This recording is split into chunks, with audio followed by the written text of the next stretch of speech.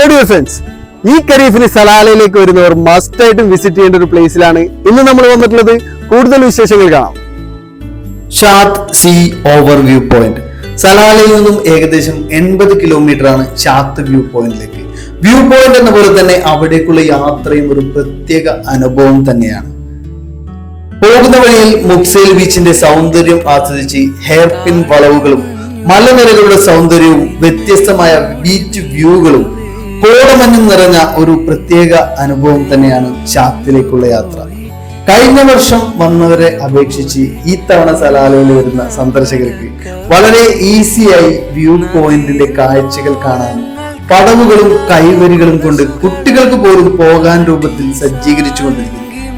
മലനിരകളുടെയും കടലിന്റെ ഓവർവ്യൂ, കോടമഞ്ഞ് എല്ലാം ഒറ്റ നോട്ടത്തിൽ കാണാൻ സാധിക്കുന്ന ഷാത്ത് വ്യൂ പോയിന്റ് സലാലയിലെ മസ്റ്റ് വിസിറ്റ് പ്ലേസുകളിൽ ഒന്നാണ്.